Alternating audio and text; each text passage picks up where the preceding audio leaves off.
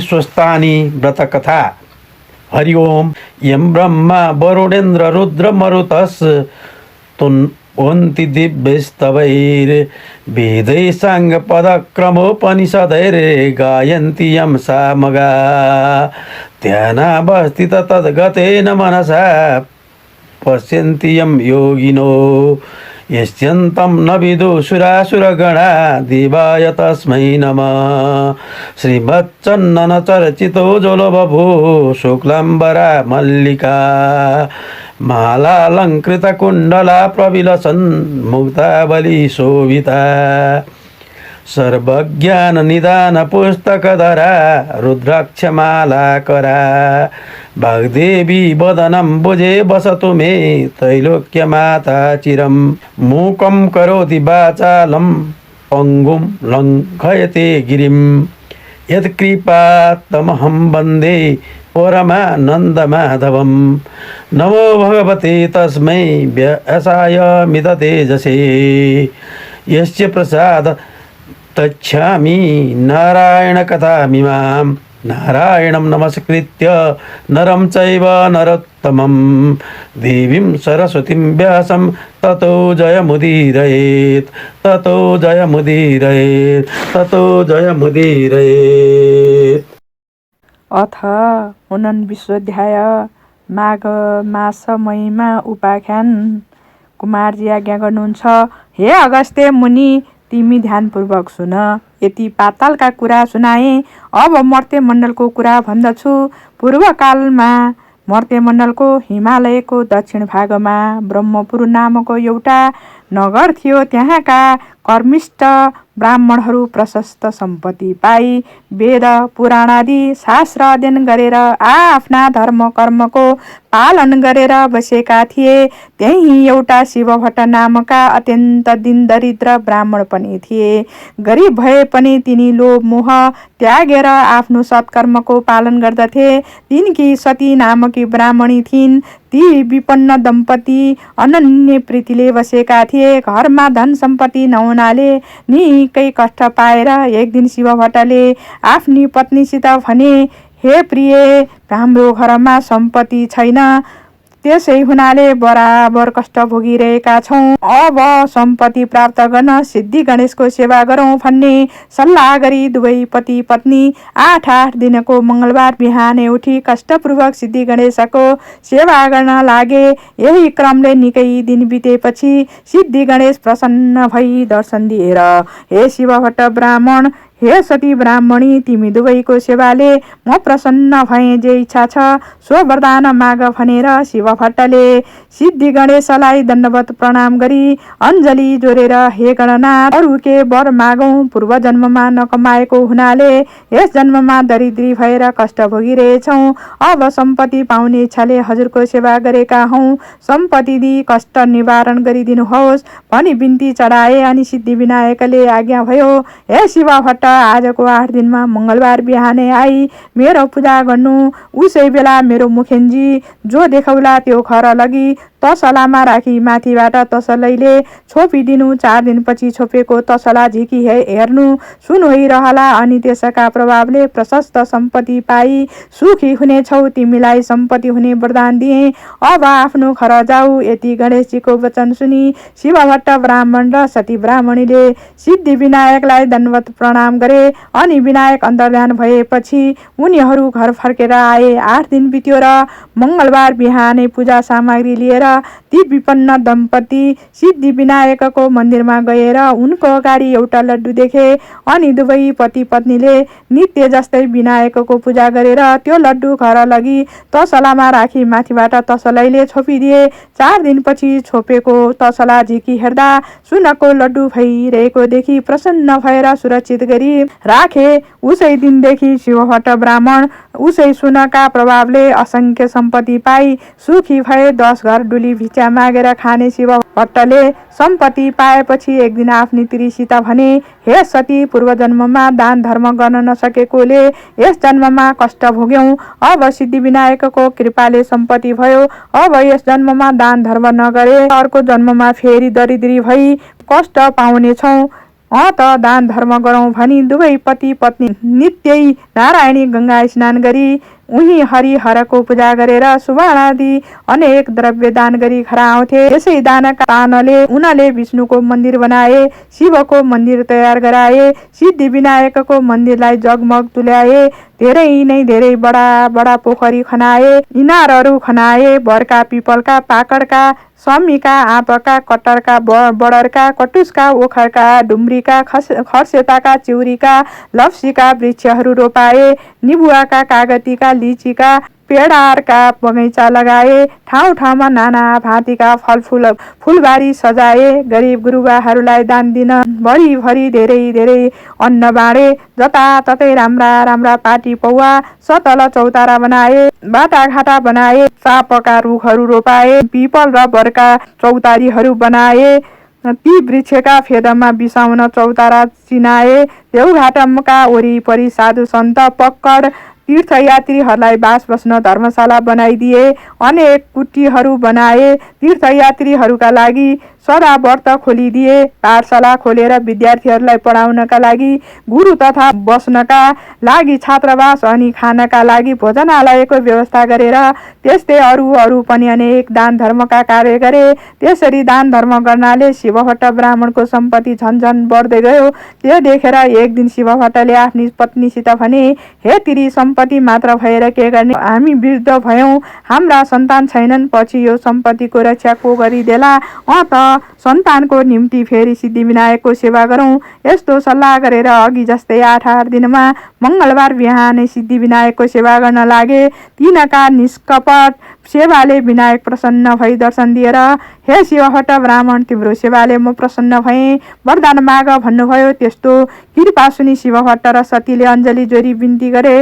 हे गणनाथ, हजुरका कृपाले सम्पत्ति पायौँ, तर सन्तान छैनन्, त्यो सम्पत्तिको रक्षा पछि कसले गरिदेला, त सन्तान पनि दिनुहोस्। तिनको यस्तो प्रार्थना सुनि सिद्धि विनायकले आज्ञा भयो, हे शिवभट्ट, सन्तान पाउनका लागि तिमीले 3 वर्षसम्म लगालग माघ स्नान गर्नुपर्छ, अनि मात्र तिमीलाई म सन्तान दिन सक्छु।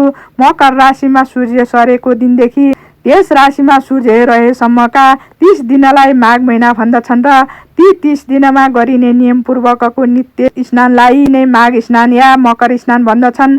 जस्तै प्रत्येक दिन सूर्य उदाउँदा रातभरि चिसिएको वातावरणमा पूर्वतिरबाट आइरहेका सूर्यका ताता किरण मिसिएर उत्पन्न भएको ओसिलो तुवालोले छेकिएर सूर्य राता देखुन्जेलको चिसो तातो मिसिएको वातावरणीय समय अति पुण्यदायी र स्वास्थ्यवर्धक हुन्छ। त्यस्तै सूर्य दक्षिणायन भएका बेलाको अन्तिम चिसो वातावरणबाट सूर्य उत्तरायणतिर सर्दाको तातो वातावरण आरम्भ हुँदा चिसोमा बढ्दो तातो मिसिँदै गएको माघ महिना पनि अति पुण्यदायी हुन्छ। अरू प्रत्येक राशिमा सूर्य सर्दा प्रकृतिका भित्र वस्तुहरूमा सूर्यका भित्र प्रभाव परे झैँ मकर राशिमा सूर्य सर्दा सूर्यको पुण्यदायी प्रभाव पानीमा परेको हुन्छ। यसैले माघ महिनाको माघ स्नान माघ दान अति पुण्यदायी हुन्छ। त्यस पुण्यले चिताएको चिज पुर्याउँछ। जस्तो ग्रहहरूमा सूर्य सर्वश्रेष्ठ छ अनि नक्षत्रहरूमा चन्द्रमा सर्वश्रेष्ठ छ, त्यस्तै महिनाहरूमा माघ अति श्रेष्ठ छ। तसर्थ हे शिवभट्ट ब्राह्मण, यस मनुष्य लोकमा जो जन कामिनीहरूको कटाक्ष बाणले एकदम विद्ध भएका छैनन्, अर्थात् जो जन त्रिलम्पट छैनन्, त्यस्ता ती जन मात्रै मकरमा सूर्य रहँदा तलाउमा वा नदीहरूमा वा पुण्य तीर्थहरूमा श्रद्धा विश्वासपूर्वक स्नान गर्न चाहन्छन्। जो जन बिना आगो, बिना यज्ञ, बिना पाटी पौवा निर्माण गरी सद्गति पाउन चाहन्छन्, त्यस्ताले माघमा बस्ती बाहिरको भर्सक बढ्दो जलमा बिहानै नुहाउने गरून्। हे शिवभट्ट, जो जन गाई, भूमि, सुन, मणि, माणिक्य आदि दान नगरी नै सुन, गाई आदि दान गरेको फल प्राप्त गर्न चाहन्छन्, तिनीहरूले पक्कै पनि माघ स्नान गर्नुपर्दछ। 21 दिने व्रत, कृच्छ व्रत र पराग व्रतले आफ्नो शरीरलाई नसुकाइकन जो स्वर्ग जान चाहन्छन्, तिनीहरूले माघभरि अवश्यै नदी वा सरोवर यानि ठुला पोखरीहरूमा नुहाउन्। वैशाखमा हरिको पूजा, कार्तिकमा तपरूपी पूजा र माघमा तपस्या, होम तथा दान 3वटै गरिन्छ बराबर, अर्थात् हर साल यस्तो गर्ने व्यक्ति अवश्य नै अर्को जन्ममा लक्ष्मीपति राजा हुन्छ। उसलाई कैवल्य धाम प्राप्त गर्ने अर्थात् मुक्ति हुने बुद्धि सुझ्दछ र फेरि मृत्युलोकमा ओर्लने हुँदैन। दिव्य दृष्टि हुनेहरूले तन मन वचनले भगवानको सेवा गर्नु भनी बताएका छन्। हे शिव भट्ट, यो भन्दा कता हो कता बेसी पुण्यदायी माघमा गरिएका तप, दान, स्नान हुन्छ। इच्छा सिद्धिका लागि वा सन्तान प्राप्तिका लागि वा हरिको दर्शनका लागि वा कुनै कामना यानी चाहनाका लागि कार्य शुद्धि गरेको व्रती भएर नुहाउनेले ती चारै प्रकारको फल पाउँछ। अदितिले माघभरि खाँदै नखाई 12 वर्षसम्म माघ स्नान गरिन्। त्यसै उसले उनले तिनै लोक झल्काउने सूर्य जस्ता तेजिला 12 वटा पुत्र पाइन्। माघ स्नानको प्रभावले नै रोहिणी, सुभगा अर्थात् सौभाग्यवती अनि अरुन्धती, दानशिला तथा सची, सातले महलमा रूपराशिले झकिझकाउ भएर रहेकी छिन्। जसले मकरमा सूर्य रहँदा नदी र तलाउमा स्नान गर्ने गरेको छ, तिनीहरू यस संसारमा सफा स्वच्छताले शोभाले भरिएको सुन्दरी सुन्दरी नर्तकीहरू, आँगनमा नाचिएको दियाका तातीले झलझलाकार सुन्दरी त्रीहरूले खचिखचाउ भएको गीत बाजाका स्वर ध्वनि भइरहेको मङ्गल कार्यहरूको विधि विधानले शोभिएको वेदका ध्वनिले पवित्र पारिएको विद्वान ब्राह्मणहरू विराजिएको देवताहरूको पूजाले आनन्ददायक तथा सधैँ पाहुनाको लरको लागिरहने घरमा प्रसन्नतापूर्वक बस्न पाउँछन्। प्यारो वस्तुको त्याग र नियमको पालन गरेर जसले माघ महिनामा प्रशस्त दान दिएको छ, जसले मुरारी भगवानको पूजा गरेको छ, त्यो अनि अति उत्तम अति श्रेष्ठ हो। माघ महिना सत्कर मिलाई सधैँ धर्म दिन्छ र उसको पाप पखाल्दछ। सदा इच्छा पूर्ति चाहनेलाई उसले चाहेको फल दिन्छ, त्यो नचाहनेलाई ज्ञान दिन्छ। जुन लोक ज्ञानीहरूलाई, जुन लोक वनमा बसेर तपस्या गर्नेहरूलाई, जुन लोक विष्णुका भक्तहरूलाई मिल्छ, ती लोक माघमा नित्य स्नान गर्ने जनहरूलाई सदाका लागि मिल्छन्। हे शिव भट्ट, अरू पुण्यहरूले त पुण्य भोग सकिएपछि स्वर्गबाट फर्कनु पर्छ, तर माघ स्नान गर्ने मनुष्यहरूले त कहिल्यै पनि स्वर्गबाट फर्कनु पर्दैन। जो जन माघ स्नान गरेर दुधालु गाई वैदिक ब्राह्मणलाई दान दिन्छ, त्यस गाईका सर्वाङ्गमा जति रहन्छन् त्यति 1000 वर्षसम्म त्यो जन स्वर्गमै रमाइरहन्छ। जो माघ स्नान गर्ने मनुष्य गुड सक्खर मुछेका तिल दान गर्छ, त्यसका सबै पाप पखालिएर निश्चय नै त्यो जन निर्मल भएर शोभिन्छ, किनकि सबै धान्यहरू मध्ये तिल जो छ त्यो पाप नाश गर्नेवाला हो। त्यसकारण हे शिव भट्ट, माघमा प्रयत्न पूर्वक सकेसम्म तिल दान गर्नु पर्दछ। नियम पूर्वक माघ स्नान गर्नेले ब्राह्मण भोजन पनि गराउनु पर्छ अनि ब्राह्मण भोजनद्वारा आफ्ना पितृहरूलाई तृप्त पारेर शुद्ध आत्मा भएको त्यो जन विष्णुको परम पदमा प्राप्त हुन्छ। त्यसकारण प्रयत्न पूर्वक पनि माघ महिना दानले बिताउनु पर्छ। कसैले पनि माघ महिनालाई बिना दानले बिताउनु हुँदैन। आफ्नो सावगास अनुसार विचारेर पक्कै पनि माघमा सधैँ दान गर्नुपर्ने हुन्छ। जो जन माघ स्नान गरेर ब्राह्मणहरूलाई जुत्ता कमण्डलु दान दिन्छ, त्यो जन अवश्य नै स्वर्गमा गएर रहन्छ। माघ स्नान रूपी उत्तम तपस्या गर्ने जन कदापि दान बिना माघ बिताउँदै नबिताओस्, किनकि त्यो दानले स्वर्ग प्राप्त हुन्छ।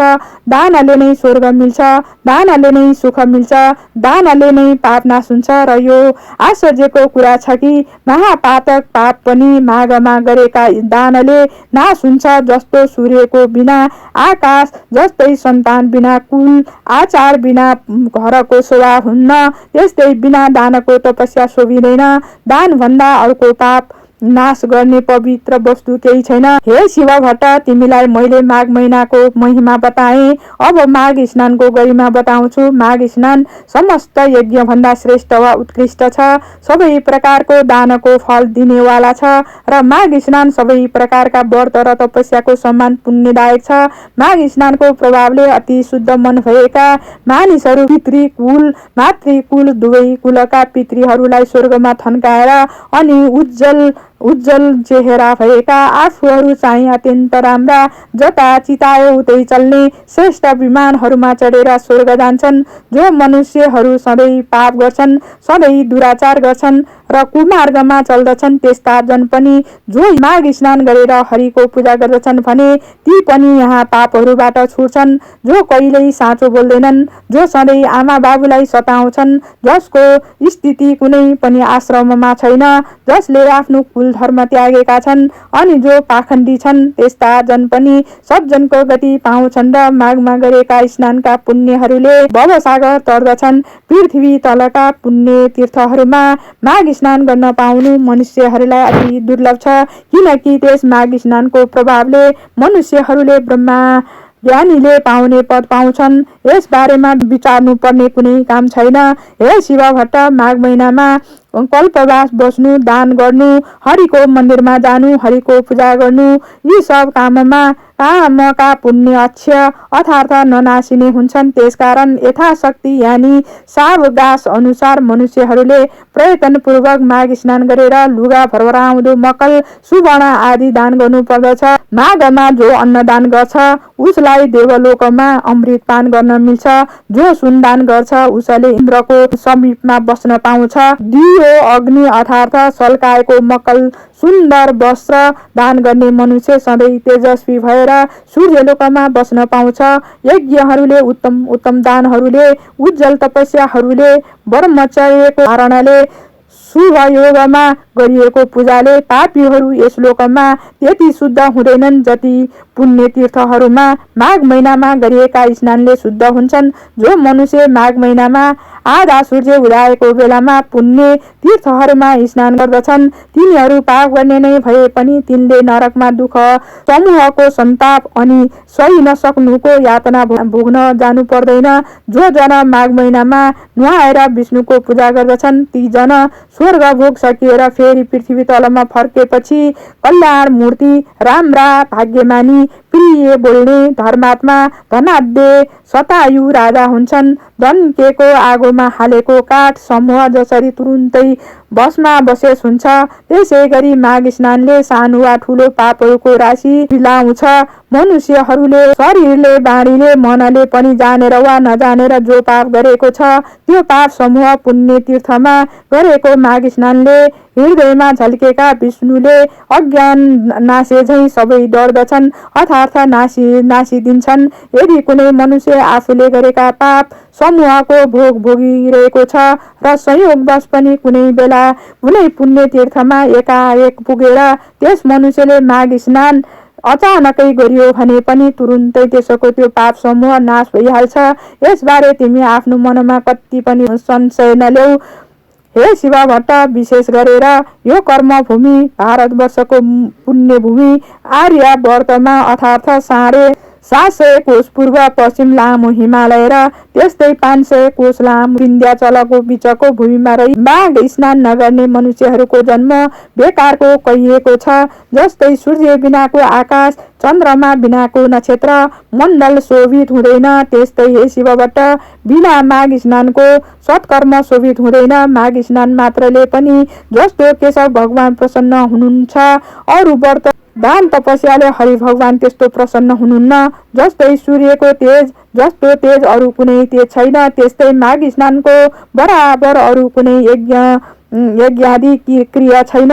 तसर्थ वासुदेवलाई प्रसन्न पार्नका लागि, सारा पापहरूलाई हटाउनका लागि र अन्तमा स्वर्ग प्राप्तिका लागि मानिस माघ स्नान गर्ने गरोस्। खुब स्याहार गरिएको हष्टपुष्ट बलियो तर माघ स्नान नगरिएको अशुद्ध र अनित्य नित्य शरीरले के हुन्छ र?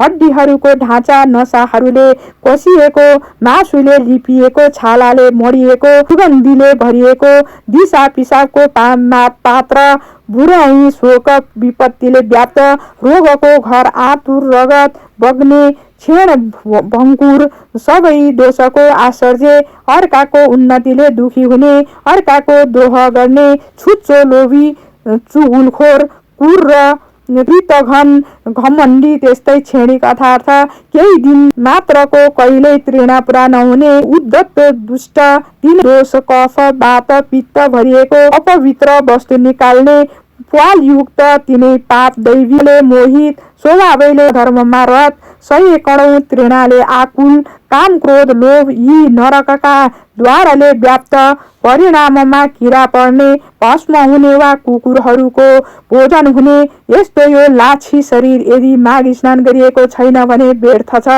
पानीमा फोका जस्तै जन्तुमा पुतली वा धमिरा जस्तै ती माघ स्नान नगर्ने मनुष्यहरू केवल मर्नका लागि मात्र जन्मेका हुन्छन्। विष्णु भगवानलाई नमान्ने ब्राह्मण धिक्कार हो, जोगीहरूको श्राद्ध धिक्कार हो, ब्राह्मण नभएको ठाउँ धिक्कार हो, आचार नभएको कुल धिक्कार हो, घमण्डले युक्त धर्म धिक्कार हो, क्रोधले युक्त तपस्या धिक्कार हो, बिना दृढताको ज्ञान धिक्कार हो, अल्छीको शास्त्र धिक्कार हो, आफ्ना मान्यजनको श्रद्धा भक्ति नगर्ने नारी धिक्कार हो, त्यस्तै नै गुरुको सेवा नगर्ने ब्रह्मचारी धिक्कार हो, अदन्तेको आगोमा गरिएको होम धिक्कार हो, साक्षी बिनाको निर्दोषता धिक्कार हो, उपजीविका अर्थात् शरीर व्यापारले जीवन चलाउने कन्या धिक्कार हो, आफ्ना लागि मात्रै पकाइएको भोजन धिक्कार हो, शूद्रका घरको भिक्षा यानी चन्दाले गरिएको यज्ञ धिक्कार हो, कृपणको धन धिक्कार हो, अभ्यास नगरिएको विद्या धिक्कार हो, प्रजासँग विरोध गर्ने राजा धिक्कार हो, जिउनका लागि गरिएका तीर्थ धिक्कार हो,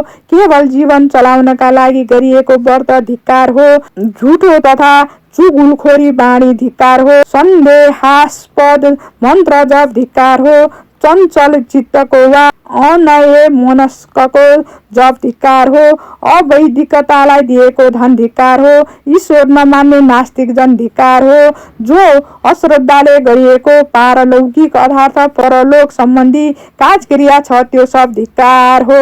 हे शिव भट्ट जस्तै यस मृत्यु लोकमा दरिद्र मनुष्यहरूको जन्म धिक्कार छ, त्यस्तै नै अरू मनुष्यहरूको पनि माघ स्नान बिनाको जन्म धिक्कार छ। जो जन मकरमा सूर्य रहँदा सूर्य नहुँदाहुँदै भोरैमा स्नान गर्दैन त्यो जन पापबाट कसरी छुट्ला र कसरी स्वर्ग जाला। बाहुनमा र सुन चोरुवा जाँड रक्सी धोकुवा गुरुको खातामा सुतुवा अनि 5 त्यस्ताको संगत गरुवा जस्ता पापीले पनि प्रत्येक माघमा दिनहुँ मकर स्नान गर्ने गर्नाले ऊ पाप रहित हुन्छ। माघ महिनामा सूर्य केही उदाएपछि जो जन पानीमा डुबुल्की मार्छन् ती चाहे ब्रह्म हत्यारा हुन् चाहे रक्सी घुटुवा हुन् वा महापतित हुन् त्यस्तालाई पनि माघ स्नानले पवित्र पार्दछ।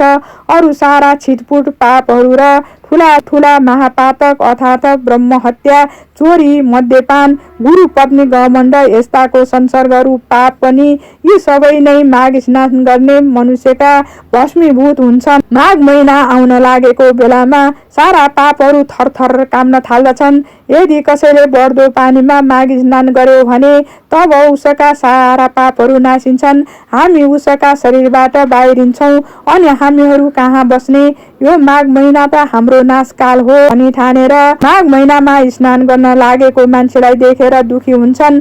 माघ स्नानले पाप खारिएको उत्तम मनुष्यहरू आगो झैं चहकिन्छन्। माघ स्नानले सारा पाप छुटेका मनुष्यहरू मेघबाट मुक्त भएको चन्द्रमा झैं चम्कन्छन्। गिलो सुकेको सानो ठुलो वा बाढी मन कर्मले गरिएको सबै पापलाई माघ स्नानले नै आगोले अमिढालाई चाहिँ डढाइदिन्छ। जो पाप देखा जाला भनेर परादस बस गरिएको छ र जो पाप जानेर वा नजानिकन गरेको छ ती सब पापहरू मकरमा सूर्य रहेको बेलामा गरेको माघ स्नानले नै नासिन्छन्। माघ स्नानले निष्पापीहरू स्वर्ग जान्छन्, पापीहरू पाप खारिएर पापरहितका पवित्र हुन्छन्। हे शिवभट्ट माघ स्नानका प्रभावले यी सब कुरा हुनुमा कुनै सन्देह छैन। जसरी विष्णु भक्तिमा सबैको अधिकार छ उसै गरी माघ स्नान गर्नमा पनि सबैको अधिकार छ। माघ सबैलाई स्वर्ग दिने र सबैको पाप नास्ने गर्ने वाला हो। यही ठुलो मन्त्र हो र यो नै ठुलो तपस्या हो। यो माघ स्नान नै पाप निखार्ने अति उत्तम ठुलो प्रायश्चित हो। मनुष्यहरूको जन्म जन्मान्तरको अभ्यासले मात्र माघ स्नानमा श्रद्धा भक्ति हुन्छ। हे शिवभट्ट, जसरी जन्म जन्मान्तरको अभ्यासले मात्र अध्यात्म ज्ञानको प्राप्ति हुन्छ, त्यसै गरी संसार रूपी हिलाको लेप पखाल्न निपुण यो श्रेष्ठ माघ स्नान पवित्रहरूलाई पनि अझ पवित्र पार्ने हो। हे शिवभट्ट ब्राह्मण, हिमालयको दक्षिण पहाडी प्रान्तमा रहेको त्यस देवघाटमा गरिएका माघ स्नानहरूले सारा पाप हर्दछ। 7 जन्मदेखि थुप्रिएको पाप र वर्तमान जन्ममा गरिएका भयंकर पाप पनि नाश पारिदिन्छ। मुनिहरू जुन पापको प्रायश्चितै छैन भन्दछन्, यस्तो पाप पनि पुण्य तीर्थहरूमा गरिएको माघ स्नानले नाश हुन्छ। जो जन श्रद्धाले मानसरोवरमा माघभरि बसी त्रिकाल स्नान गर्दछन्, त्यो जन त मुक्त नै हुन्छ। अछोदमा माघभरि स्नान गर्नाले इन्द्रलोक प्राप्त हुन्छ। बदरीका श्रममा माघभरि स्नान गर्नाले निष्पाप होइन्छ। नर्मदामा माघभरि नुहाउनाले सकल पाप नाश हुन्छ, दुःख नाश हुन्छ, चिताएको फल पाइन्छ, मरेपछि शिवलोकको बास पाइन्छ। यमुनामा माघभरि स्नान गर्नाले सारा पाप नाशी सूर्यलोक प्राप्त हुन्छ। सरस्वतीमा माघभरि नुहायो भने सारा पाप नासिएर मरेपछि ब्रह्मलोकको बास पाउँछ। विशालामा माघभरि स्नान गर्नाले चिताएको कुरो प्रशस्त पाइन्छ र यस स्नानले पाप रूपी दाउराको खलियोलाई डढेलोले जङ्गललाई झैँ भस्मीभूत पार्छ र गर्भवासको ओहोर दोहोरको फेरोलाई पनि समाप्त पारेर मुक्ति नै दिलाउँछ। गङ्गाजीमा गरिएको माघ स्नानले विष्णुलोक मिल्दछ, अथवा धेरै वर्षसम्म स्नान गरिरहे यो मुक्ति नै पनि मिल्दछ भनिएको छ। सरयू, कोशी, बागमती, कमला, राप्ती, तिनाउ, कर्णाली, शारदावा, महाकाली, सिन्धु, सिन्ध, चन्द्रभागा, तापी, गोदावरी, गोमती, गण्डकी, भीमा, पयोष्णी, कृष्ण, बेणिका, कावेरी, तुङ्गभद्रा, ब्रह्मपुत्र, महानदी, तिस्ता, मेची र अरू पनि जो सोझै समुद्रमा मिसिने नदीहरू छन्, तिनमा पनि प्रत्येक माघ स्नान गर्ने मनुष्यहरू तबसम्मका सकल पाप विनाशिएर पछि स्वर्गलोकको बास पाउँछन्। नैमिषारण्यमा प्रति वर्ष माघ स्नान गर्नाले विष्णुको समीपको बास र पुष्करमा माघभरि स्नान गर्नाले ब्रह्माको नजिकमै बस्न पाइन्छ। कुरुक्षेत्रमा माघभरि स्नान गर्नाले इन्द्रका लोकमा बास पाउँछ र देवदहमा माघभरि माघ स्नान गर्नाले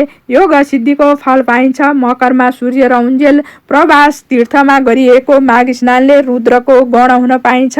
देवकी अर्थात् देउकीमा गरिएको माघ स्नानले देवताको जन्म पाइन्छ। त्रिशुलीमा गरिएको माघ स्नानले कैलाशको बास पाइन्छ। गोमतीमा माघभरि गरिएको मकर स्नानले फेरि जन्मनु पर्दैन। हेमकुटमा, महाकालमा, ओमकारमा, अमेरेश्वरमा, नीलकण्ठको जलमा माघभरि माघ स्नान गर्नेले रुद्रको लोकमा ऐश्वर्यशाली भएर बस्न पाउँछ। कुनै पनि 3 नदीहरूको सङ्गममा माघभरि नुहाउने गरे आफ्ना इच्छा पूर्ति हुन्छन्, जीवनमा दुःख आइपर्दैन।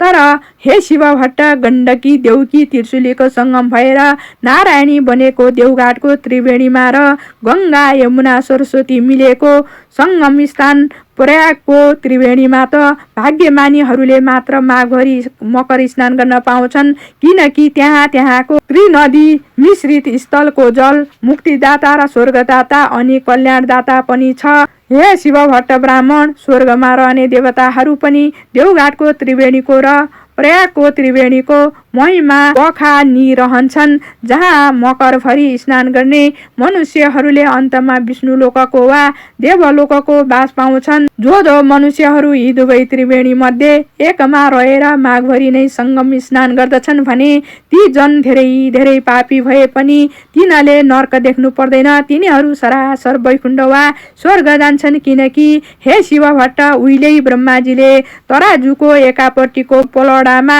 समस्त तीर्थहरू, व्रतहरू, दानहरू, तपस्याहरू, यज्ञहरूका पुण्य फललाई र अर्कापट्टिको पलडामा देवघाटमा गरिएका माघ स्नानहरूको पुण्य फललाई राखेर तौले माघ स्नानको पुण्य फल नै भारी भयो।